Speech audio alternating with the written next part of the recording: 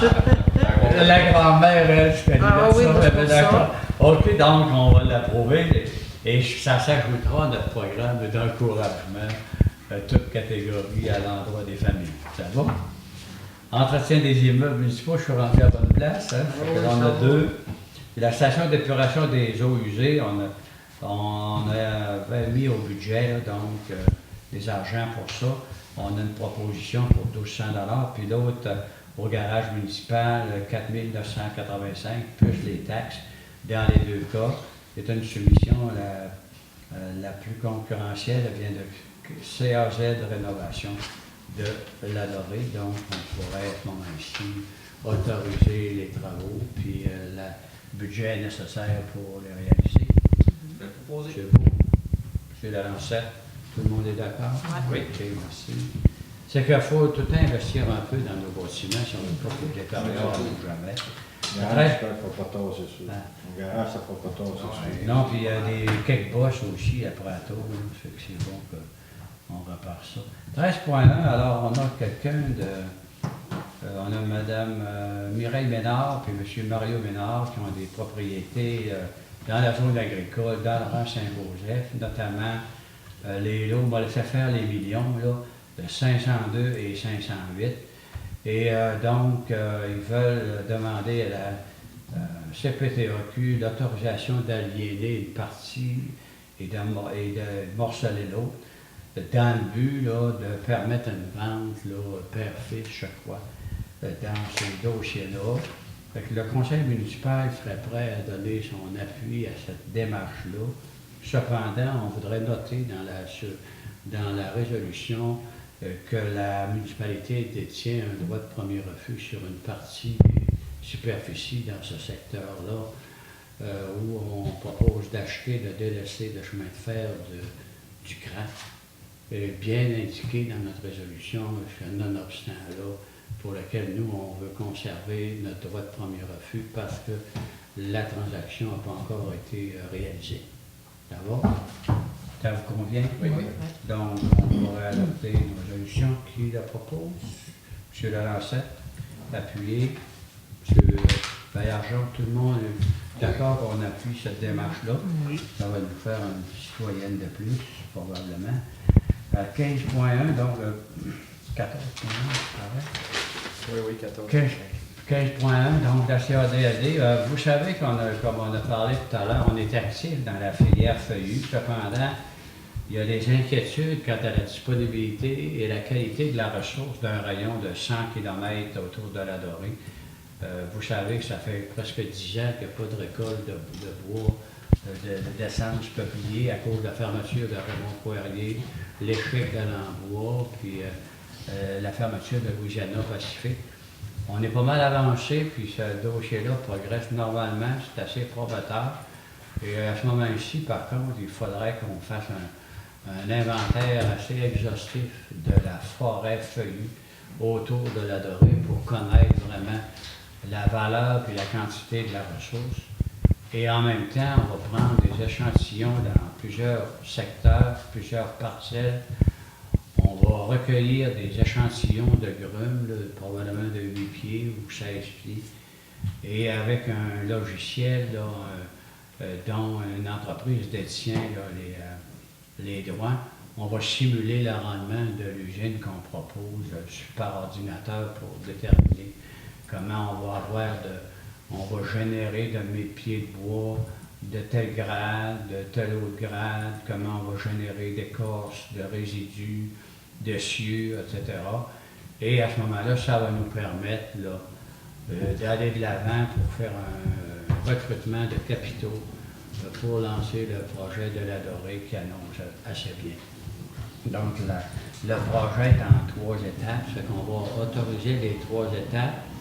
Le conseil, on a parlé de ça, on a décidé ça. On va autoriser les 3 étapes là, qui sont prévues là, dans le plan d'action de la CADAD, puis de la coopérative et du consultant. On va s'engager à fournir jusqu'à un maximum de 4 000 $ dans notre fonds de développement dans ce projet-là. Mais les versements vont être proportionnels au coût de chacune des phases. Donc, Et on va autoriser la CADLD à présenter le dossier au programme de mise en valeur du régime forestier du Québec dans le volet 2, dans ce sens-là. Et la CADLD va pouvoir indiquer dans son projet qu'elle peut compter sur le soutien du milieu, qui est la municipalité de la Dorée via son plan de développement.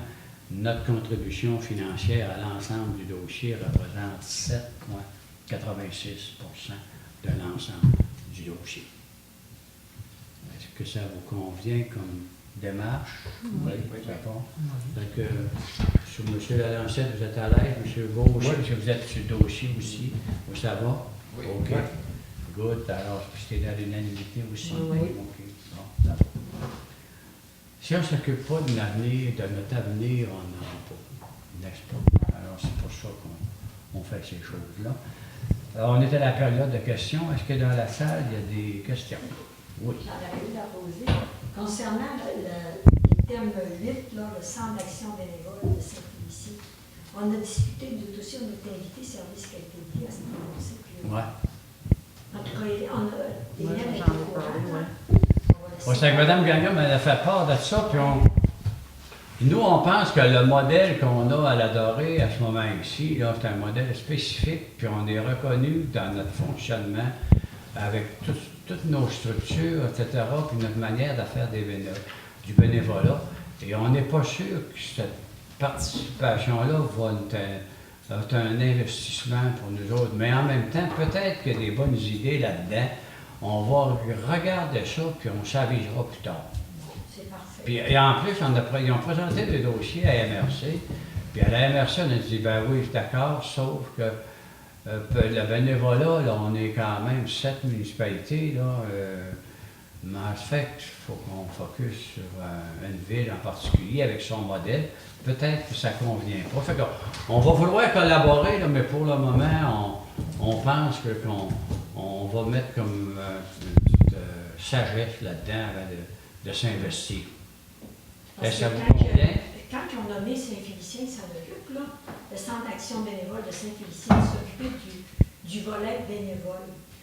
Mais moi, je pensais qu'il allait y avoir une personne de chaque municipalité qui allait siéger à la table. Mais c'est pas de même si ça a fonctionné. On n'est pas au courant de... C'est la première fois qu'on entendait parler de l'autre service qualité de vie. C'est ça. Puis là, il semble qu'il y a des éléments à préciser là-dedans quant aux intentions. Est-ce que c'est un projet de niveau territorial ou local? Et si c'est un projet local, bon, normalement, on reste local, n'est-ce pas? Ouais. Alors, c'est un peu ça. On va voir s'il y en a une belle interprétation de qu'est-ce qui veut être fait. C'était bien juste pour proposer des nouveaux modèles qui pourraient être applicables ailleurs, mais on va aller voir, puis après ça, on se positionnera. Parfait. Je vous remercie. Merci, Mme Rochard. Félicitations pour votre réélection. Et votre permanence. Est-ce qu'il y a d'autres questions? Ça vous va, tout le monde? Moi, j'aimerais ça préciser qu'on a lancé des inscriptions pour le 15 jours, puis qu'il reste encore des places disponibles pour les jeunes.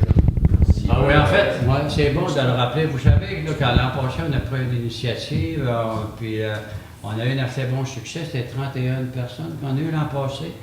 Et là, cette année, je ne sais pas si c'est parce qu'il a fait froid plus longtemps. On dirait que les gens ne sont pas encore rendus à l'été. Ils n'ont pas encore pensé au camp d'été, même moi, dans le temps. Fait que je pense qu'on va profiter de cette occasion-là, de la tribune qui nous est donnée, là, pour inviter toutes les personnes là, qui ont des enfants de quel âge?